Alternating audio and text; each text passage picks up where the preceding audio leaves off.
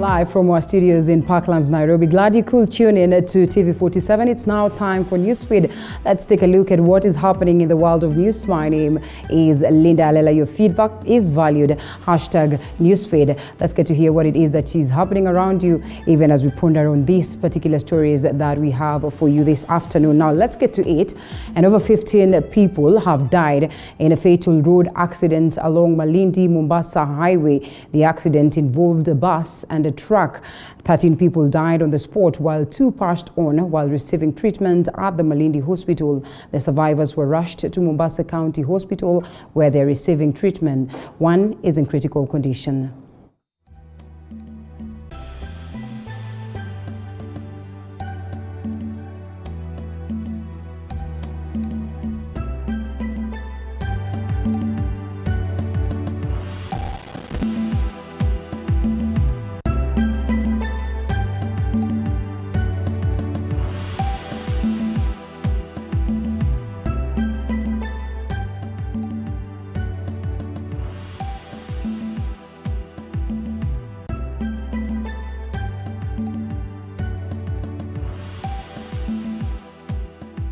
To another sad story, a police constable attached to Interior Cabinet Secretary Dr. Fred Matiang'i, that is Hudson Wakisi, allegedly shot and killed his wife last evening before turning the gun on himself. Hudson Mkondo Wakisi, who is attached to VIP protection at the Ministry of Interior, is reported to have shot his wife Pauline Wakasa, a traffic officer attached to Nairobi's Kilimani Police Station. In a statement that was released to the media, Inspector General of Police Hilary Mutyambai says that Wakise had been off duty since April the 1st, but reported back to work yesterday and left at 3 p.m. headed to his residence at Ruaraka GSU camp.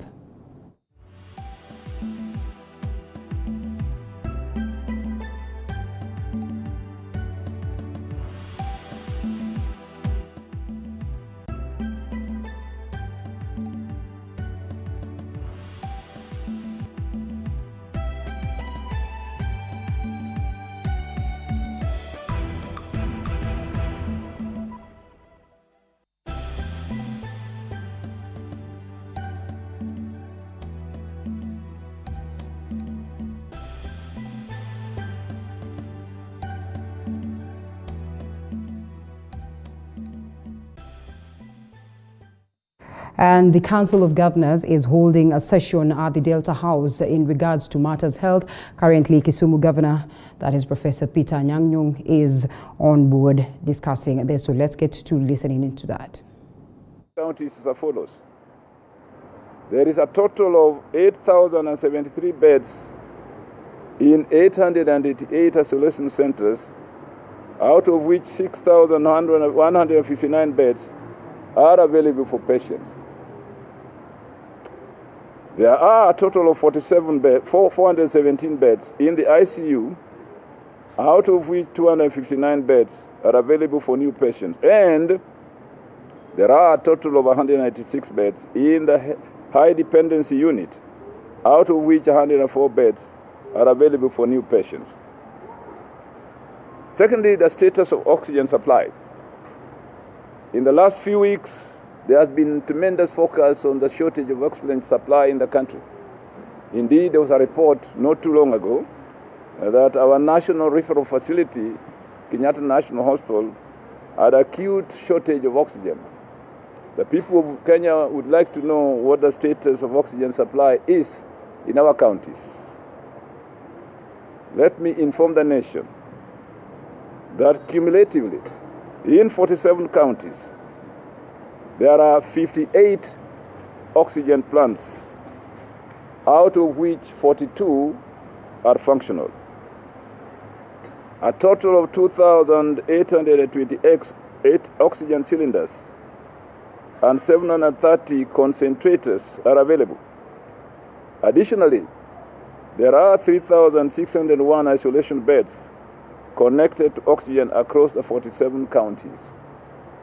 We advise every county which may have oxygen shortage or a shortage of oxygen supply to inform the COG Secretariat And we are able to work with each one of our counties, especially in areas where the prevalence of coronavirus is very high, to ensure that these oxygen facilities are available. 3, COVID-19 vaccination. Cumulatively in 41 counties, a total of 395,096 doses have been received, out of which 341,520 doses have been administered as follows. Healthcare workers, 70,883 healthcare workers have been vaccinated. Security personnel, 120,975 security personnel have been vaccinated. Teachers, 33,759 teachers have been vaccinated. Others, 115,903 have been vaccinated. In other words, the first tranche of vaccination has been concentrated on frontline workers, which include healthcare workers, security personnel, teachers, and others in critical positions like people doing security, government buildings, and so on, are included among others. We urge frontline workers and the elderly who are yet to be vaccinated to ensure that they receive the jab, as the same is aimed at reducing severe illness and death from COVID-19. By the way, among others, I will include leaders like ourselves who are to vaccinate, to encourage others to vaccinate. I remember in my county, healthcare workers were very reluctant to vaccinate, to be vaccinated, until I did so, and then the next day the numbers went high appreciably. 4, testing and home-based care. Out of 102,980 tests carried out in 41 counties, 15,007 tested positive. Of this number, 5,856 positive cases are under home-based care, while 771 are in isolation facilities across 47 counties. A total of 335,050 have recovered from COVID-19. In other words, the recovery rate in isolation, even among hospitals, is very, very impressive. 5, renewal of contracts of healthcare workers. In order to ensure smooth delivery of services during this pandemic, the Ministry of Health, through the Public Service Commission, in consultation with the Council of Governors, has granted authority for renewal of contracts of all the healthcare workers who are engaged in the management of COVID-19 across the 47 counties for another 6 months, commencing April to September this year. Further, the ministry is working closely with the county governments to ensure that healthcare workers who terminated their contracts are replaced immediately to ensure that service delivery is not affected. The 2 levels of government are in discussion to see if the contracts of the health workers still in service can be extended for 1 year. 6, implementation of county COVID-19 socioeconomic reengineering and recovery strategy. As you know, ladies and gentlemen, sometime last year, the Council of Governors initiated a socioeconomic reengineering recovery strategy for all the 47 counties and provided every county with a strategy to reengineer county economies following the ravage of COVID-19. The balance sheet is as follows. County governments have embarked on implementation of the strategy, which aims at supporting key sectors as well as creating innovative interventions that seek to address the varied implications of COVID. Well, we have our reporter on ground. We'll be capturing all the details of that to update you on later. But just to expand some more on the dire situation in our hospitals today, Machakos level 5 nurses have protested over what they termed as insufficient personal protective equipment after the death of their colleague. This comes just a few days after the death of a nurse from the same hospital, the nurse known as Franklin Muturi, who succumbed to COVID-19 on Saturday over what they say was lack of oxygen, addressed the media. And after the nurses went back to work, the health CEC, Dr. Nsent Kituku, revealed that the nurse died on Saturday.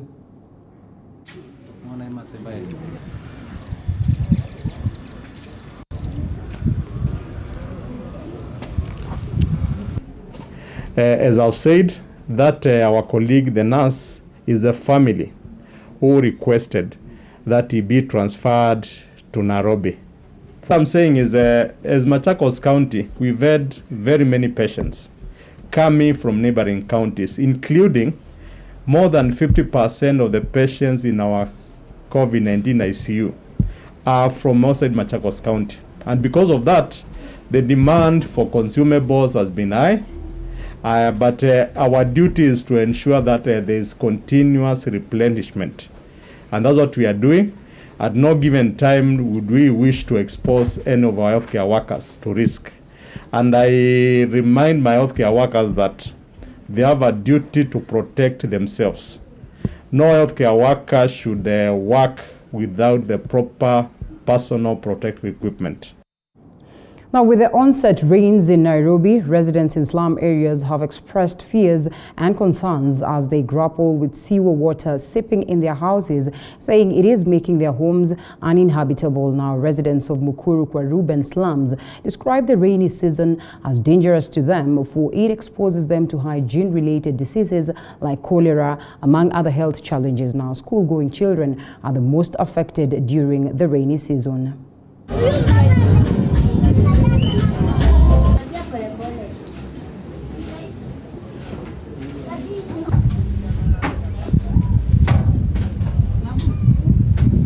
Ukinyesha, kitu ya kwanza hakuna kutoka nje. Tunashinda kwa nyumba, watoto hawaendi shule. Kama jana vile ilinyesha, hata si kufungua kazi. Mzee hata yeye kwenda kazi, tulisha kwa nyumba. Nyumba imejaa maji pia. Kiingia kwa nyumba tunapata maradhi ya magonjwa. Tunapata watoto wameanza kuhara. Vitu zinakunywa maji. Huku kukinyesha tunatesekanga sana.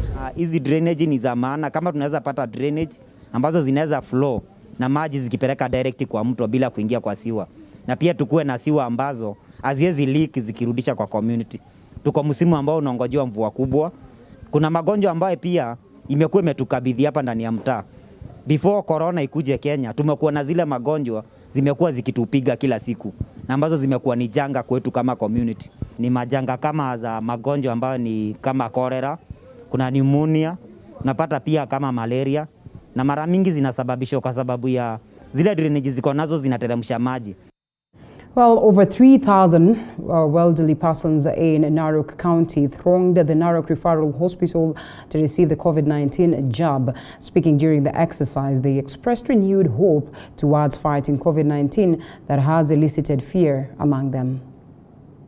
Nimeamua kuja kuchukua hii chanjo juu nataka kujikinga na hii ugonjwa. Vile nasikia inaua watu, sitaki nikuve haraka kabla sijafikisha miaka ya kuona manjukuu yangu. Ningetaka nikae miaka mingi ndio nijionee wanjukuu na wanjukuu. Hii ugonjwa imetusumbua sana. Ukikutana na mtu unamwepa. Kama ni mtoto wako hawezi ingia kwako, ndio atakuletea hiyo ugonjwa. Sasa tulikuwa tunashindwa, tutakuwa tukipitia wapi? Hiyo mambo ya kupeleka sindano inunuliwe na private institutions si vizuri sana, kwa sababu tunajua watu wa Kenya na watu wanapenda pesa. Na wengine wanaweza kuleta hata sindano na wadanganya watu na ni maji iko ndani. Kwa hivyo hakuna haja ya private, kwa sababu watu wa Kenya wanapenda pesa, na kuliko mtu aangalie vile atasaidia watu wa Kenya, ni yeye atajiangalia vile atakuwa tajiri, ajenge manyumba na anunue mashamba. Kwa hivyo watu wanaweza danganywa na private institutions. Kwa hivyo vile president amefanya kufunga private institution kununua hii dawa ya sindano ya corona, Ni muhimu sana. Indeed, the fear is real, but what's important is that make sure that you abide by the set rules of dealing with matters COVID-19 that helps you even better or protects you better. And on that very note, we take a quick break. We still have more coming your way, so make sure that you keep it right here.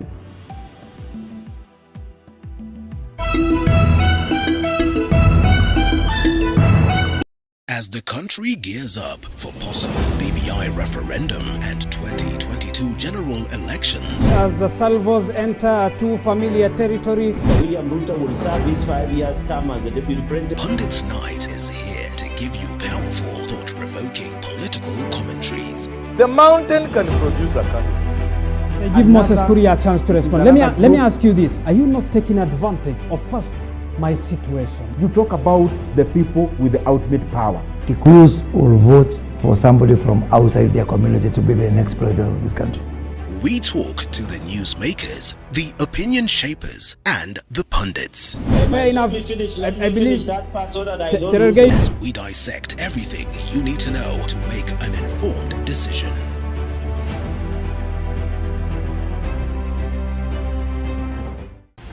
How well do you know what's happening around you?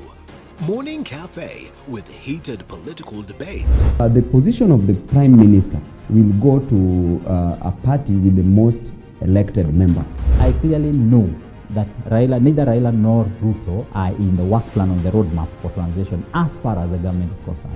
Informative health discussions, business, farming, Tasty Wednesday, Fitness Thursday, and Feel Good Friday with amazing DJs, celebs, and music bands. Back to the seasons of my years. Every Monday to Friday from 6 a.m. to 9 a.m. Did you know that your business keeps our economy running? You need the skill, not the papers.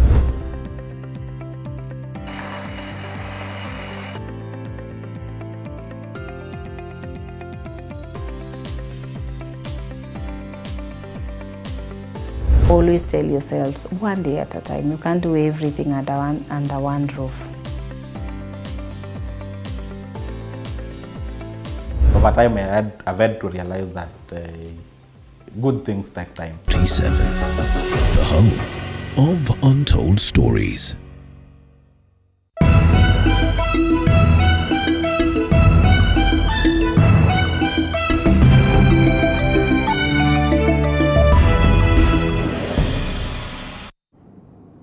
Thank you for choosing to stay with us. Still more on Newsfeed. A section of sugarcane farmers in Migori County have lauded the new sugar regulations set by the Munya-led Agriculture, Fisheries and Livestock Ministry. Speaking in Migori town, the farmers said that the new legislation is enacted, if enacted and passed into law, will streamline the ailing sugar sector that has made many of them opt out of the once lucrative farming activity in the South Nyanza region. Now, they say the new regulations are addressing challenges they have been facing, which ranges from imported sugar, collapse of some factories, failure to be paid on time, among others. We as farmers have really suffered a lot. Our cane takes too long in the shamba, and at the end of the day, we are not able to enjoy the fruits. This has made sugarcane farming such a no-go zone, yet it's also a very lucrative service. Having recommended the payments, as he so said, we also ask that now the other byproducts other than sugar also be considered in payments. Things like molasses, things like bagasse, all the products that go to the factory. I think this is the time to make sure they are paid. Our farmers are really suffering. For some of our farmers who grow sugarcane, wait for even 30 months before their canes are harvested. And once they are harvested, payments also take so long. So I welcome the idea of once your canes have been harvested, it only takes 7 days for you to receive your payments. It's a very good idea, and we really want to emphasize that the implementation of that directive from the ministry should be implemented and should take course immediately. Now, even after performing well during the 2014 KCAC National Examination, 23-year-old Esbon Wainaina is among many students still struggling to find their bearing in life after such a splendid start. Daniel Masidza reports. Despite the adversity threatening his ambition, Esbon Wainaina, who dropped out of an aviation college in 2017, where he was studying aeronautical engineering due to lack of school fees, decided to set up a makeshift workshop in his Gaitega village in Murang'a County, hoping to keep his dream of becoming an aeronautical engineer alive. Workshop yangu ilifanya kuchomeka kidogo, na hapo ndio nilipotezea workshop na ndege nilizokuwa nimetengeza. Sasa ndio najaribu kuregea kwenye kazi, najaribu kuendeleza kazi baada ya hapo, kwa sababu kuvunjika kwa mwiko sio mwisho wa upishi. Lazima tuendelee ili ndoto iwe ya kuafikiana. This is where he spends most of his time figuring out how to make his contribution to the aviation industry. Using paper, he designs prototypes. Pia kuna hii airstrip ambayo inajengwa pale Kaberwa. Hiyo airstrip ningependa sana kukua mmoja wa wanaofanikisha kufunguliwa kwa ile airstrip, kwa sababu najua nimegather some information ya aviation ambayo inaweza kuwa relevant to aviation, na pia kuna vitu vingi ambavyo tunaweza kufanyia pale, kwa sababu Murang'a najua kuna watu wengi wanapenda mambo ya ndege lakini hawana mahali kwa kuenda for the inspiration.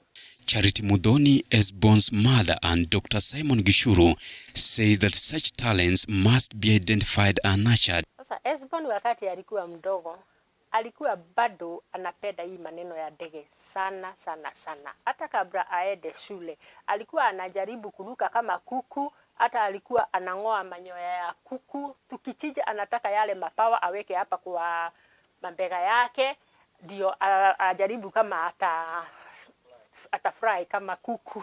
Asa, lakini sasa alikuwa anafanya kama ni ndege. Hata alikuwa anatengeneza. Nakumbuka siku moja alitengeneza ndege ya karatasi, alafu akaweka moto na hapa nyuma. Sasa anairusha juu ikiwa na moto, anasema ndege iko na moto juu. Kwa hivyo hii ni kitu amefuata sana sana.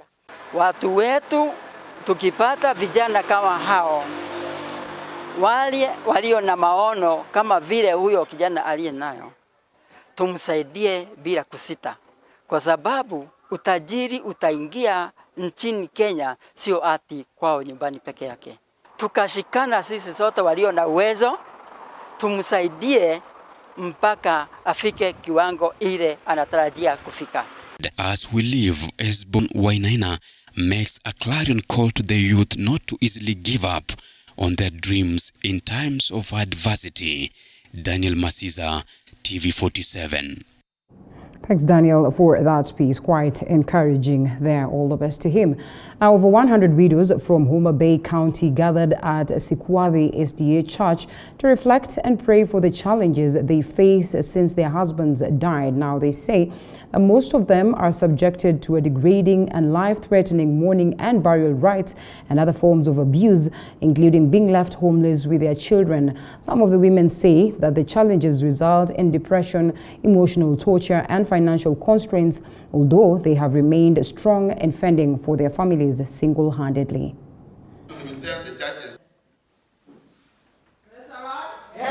Tumeamua kuja hapa ili tuombe, kwa maana tuko na shida mbalimbali.